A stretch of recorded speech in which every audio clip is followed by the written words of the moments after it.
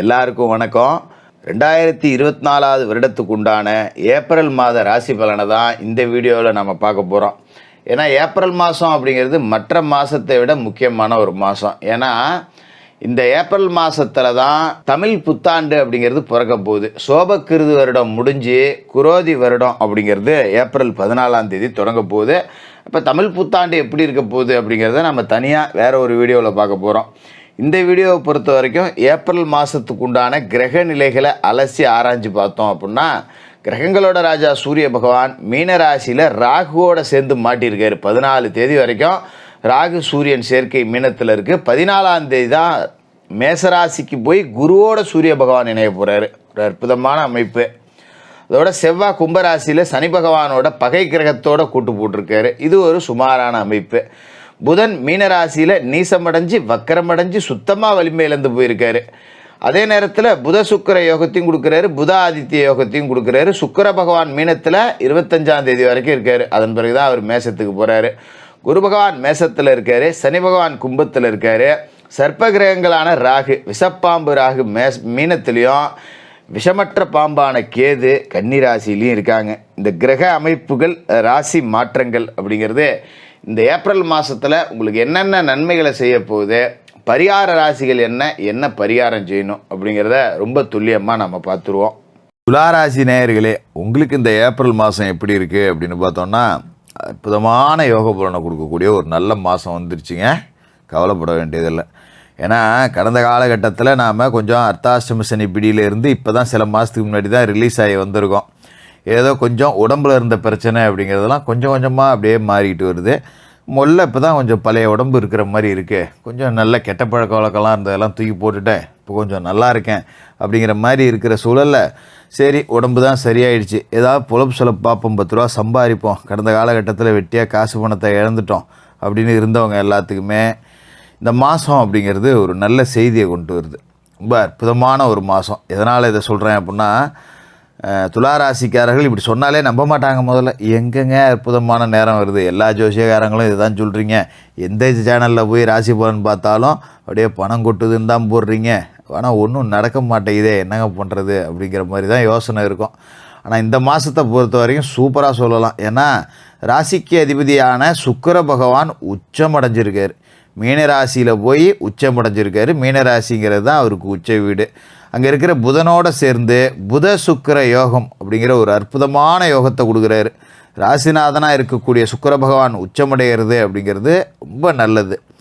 உடம்பில் இருந்த எல்லா பிரச்சனையும் நீங்கி ஒரு புது தெம்பு பிறக்கும், புது ரத்தம் பாஞ்ச மாதிரி இருக்கும் உடம்புல. அற்புதமான ஒரு அம்சமான ஒரு இடம் அப்படின்னே சொல்லலாம் இந்த மீனராசியில் சுக்கிரன் இருக்கிறது. அதோட மற்றவர்களோட நலனுக்காக ஏதாவது வேலை செஞ்சுருப்பீங்க. நிறைய பேர் சொல்லியிருப்பாங்க, உங்கள் வீட்டிலலாம் சொந்த பந்தமே சொல்லியிருக்கோம், கேட்டிருக்கலாம், அது எப்பறம் ஊரானுக்கு ஒன்றுனா ஓடி ஓடி உழைக்கிற, வீட்டில் உள்ள வேலையை செய்ய மாட்டேங்கிற அப்படின்னு. அது மாதிரி தான் இந்த ஓசி வேலைன்னு சொல்லுவாங்க, கிராமத்தில் ஒலுச வேலைன்னு சொல்லுவாங்க. இந்த மாதிரி அடுத்தவனுக்காக ஒரு வேலை செஞ்சோம் அப்படின்னா அது சக்ஸஸாக முடியும்.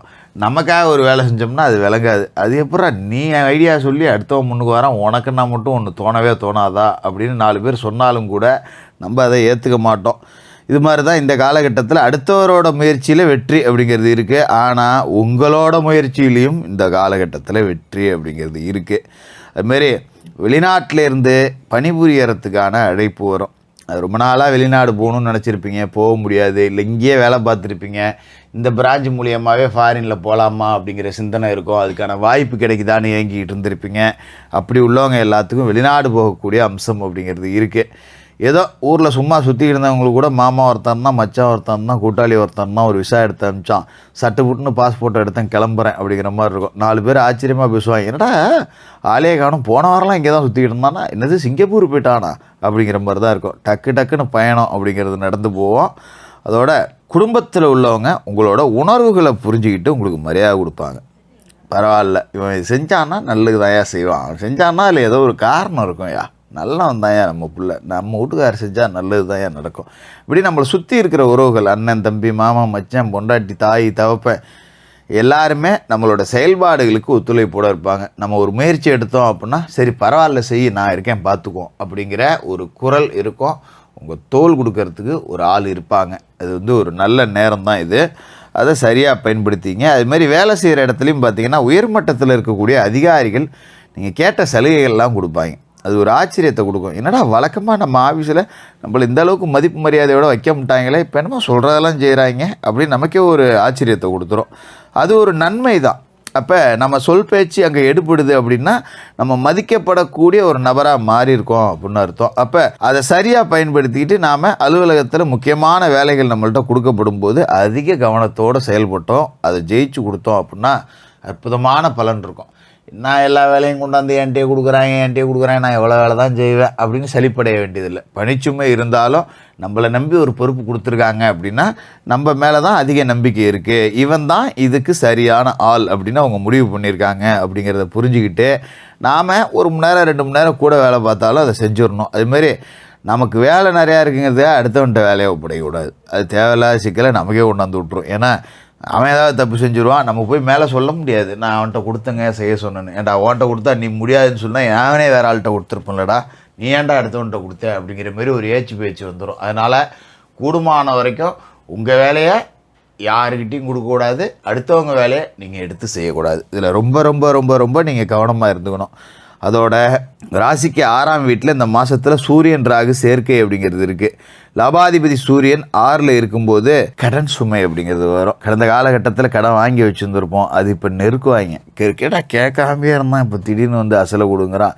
ஏதோ வட்டிக்கிட்டே வாங்கிட்டு இருந்தால் பரவாயில்ல, திடீர்னு அசலை கொடுங்குறானே என்ன பண்ணுறது அப்படிங்கிறப்ப ஒரு கடனை அடைக்க இன்னொரு கடனை வாங்க வேண்டிய சூழல் அப்படிங்கிறது இருக்கும். லேசாக எதிரிகளோட பலம் மேலோங்கிற மாதிரி இருக்கும். நாம் ஒன்று சொன்னாலும் அதை கேட்குறதுக்கு மற்றவங்க மறுப்பாங்க. அது கடன் பிரச்சனை இல்லைடா, உண்மையிலேயே என்கிட்ட காசு இல்லைனாலும் ஏன்டா நடிக்கிற, நேற்று கூட காசு வச்சுருந்தியாம்மா, டே நான் வச்சுருந்தது ஆஃபீஸ் பணம்டா, என் பணம் இல்லைடா அப்படின்னா கூட நம்ப மாட்டாங்க.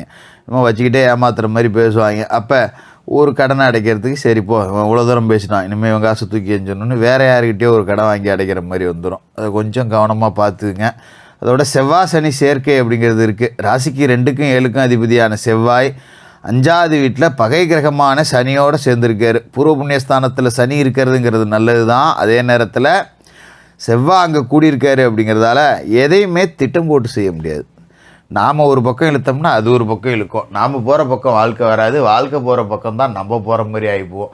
இப்போ சாதாரணமாக ஒரு பொண்ணு பார்க்க போகிறோம் அப்படின்னா 1க்கு 10 இடத்துல பொண்ணு பார்த்துட்டா 10 அமையலைங்கிற மாதிரி தான் இருக்கும். அதுமாரி பூர்வீக சொத்தில் ஒரு பாக பிரிவினை செய்யணும் அப்படின்னா செய்ய முடியாது. தேவையில்லாத பிரச்சனை, எனக்கு முன்ன வேணும் உனக்கு பின்ன வேணும் அப்படிம்பாங்க.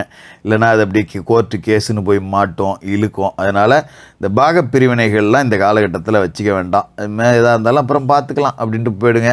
இல்லை கூட பிறந்தவங்க கேட்குறாங்க, நான் கேட்கல அவங்க கேட்குறாங்க அப்படின்னாக்க கொஞ்சம் முல்லை எடுத்து பேசி நோவாமல் செய்யுங்க. அடுத்த மாதம் பேசிக்கோண்ணே, எனக்கு கொஞ்சம் வெளியில் வேலை இருக்குது, அப்படி இருக்குது இப்படி இருக்குதுன்னு சொல்லி உலட்டி விட்ருங்க. அதுமாரி மீனத்தில் நீசமடைஞ்சு வக்கரமடைஞ்சு புதன் மாட்டிக்கிறார். ராசிக்கு 9க்கும் 12க்கும் அதிபதி. இதுவும் பார்த்திங்கன்னா இந்த பூர்வீக சொத்து பிரச்சனையை தான் உங்களுக்கு சொல்லுது. 9ஆம் வீட்டுக்கு அதிபதி பலமிழந்து போகிறாருங்கிறப்ப தந்தை வழி சொத்துக்களால் கொஞ்சம் பிரச்சனை கொடுக்கும், தந்தைக்கு உடல் ஆரோக்கிய பிரச்சனை கொடுக்கும். அதனால் கூடுமான வரைக்கும் இந்த பூர்வீக சொத்து அப்படிங்கிற பேச்சையே இந்த மாதத்தில் தொடக்கூட வேண்டாம், எதாக இருந்தாலும் அப்புறம் பார்த்துக்குவோம் அப்படின்னு சொல்லி தூக்கி போட்டுட்டு போயிடுங்க. அதுமாரி பாக்கியாதிபதி பலம் இழக்கிறதால எந்த ஒரு காரியத்திலையும் தேக்க நிலை அப்படிங்கிறது இருக்கும். இருந்தாலும் விரயஸ்தானத்துக்கு அதிபதியான புதன் பலம் இழக்கிறார் அப்படிங்கிறது உங்களுக்கு ஒரு வகையில் நன்மை தான். கொஞ்சம் விரய செலவுகள் அப்படிங்கிறது மட்டுப்படும், பெருசாக ஆஸ்பத்திரி செலவு அப்படிங்கிறது வராது. இந்த சுக்கிரனும் உச்சமடைஞ்சிருக்காருங்கிறதால உடல் ஆரோக்கியத்தில் இருக்கிற பிரச்சனை நீங்கி ரொம்ப நல்ல நேரம் அப்படிங்கிறது இருக்கும். அதுமாதிரி ஒவ்வொரு மனுஷனுக்கும் 3 வித காரம் அப்படிங்கிறது இருக்கும். அதுதான் முன்னேற்றத்தை கொடுக்கறது. ஓம்காரம், பிரகாரம், பரிகாரம் அப்படிங்கிறது. அப்போ நேரம் சரியில்லை அப்படிங்கிறப்ப நம்ம பரிகாரம் செஞ்சுக்கிறது அப்படிங்கிறது நல்லது.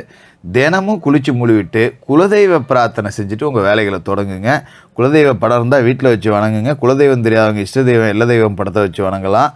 குலதெய்வ ஆலய திருநீர் இருந்ததுன்னா அதை எடுத்து இட்டுக்கிட்டு அதன் பிறகு உங்களோட பணிகளை தொடங்குங்க. ஒவ்வொரு வாரத்துலேயும் உங்களோட வீட்டுக்கு பக்கத்தில் எந்த சிவபெருமான் ஆலயம் இருந்தாலும் அங்கே போய் ஞாயிற்றுக்கிழமையில் சிவபெருமானை வணங்குங்க. அதுமாரி ஏழைவாழைகளுக்கு உங்களால் முடிஞ்சப்போலாம் ஒரு வேளை சாப்பாடு வாங்கி கொடுங்க. ஒருத்தருக்கு வாங்கி கொடுத்தாலும் பரவாயில்ல, ஒரு அன்னதானம் அப்படிங்கிறத செய்யுங்க. ரொம்ப நல்ல மாதமாக இருக்கும். வருங்காலமும் ரொம்ப அற்புதமாக இருக்குது. துலா ராசிக்காரர்களுக்கு வாழ்த்துக்கள்.